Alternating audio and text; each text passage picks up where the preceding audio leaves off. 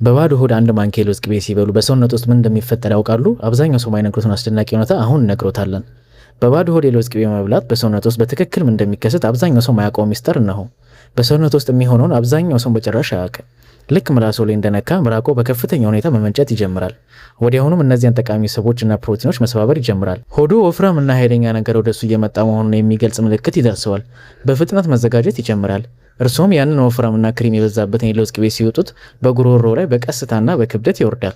ወደ ታች በሚወርድበት ጊዜም የጉሮሮን ግድግዳ እያንዳንዱን ኢንች ይቀበዋል።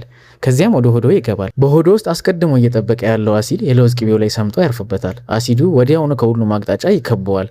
መጀመሪያ የአሲዱ ፈሳሽ የውጭውን ሽፋን ይሰባብራል።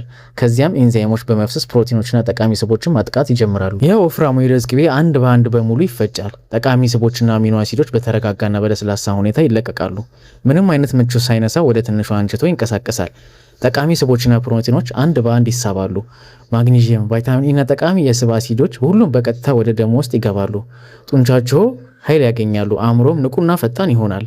ጉልበቱ በተረጋጋ ሁኔታ ይጨምራል። እዚያው ላይም ይቆያል። ልቦም ጥበቃ ያገኛል። የሆዶ ክፍል ረክቶ ይቆያል። ሰውነቱ የተገነባው ለዚህ ተግባር ነው። አብዛኛው ሰው አንድ ማንኪያ የለውዝ ቅቤ ምን ያህል ትልቅ ነገር ሊያደርግ እንደሚችል በጭራሽ አያውቅም ነበር።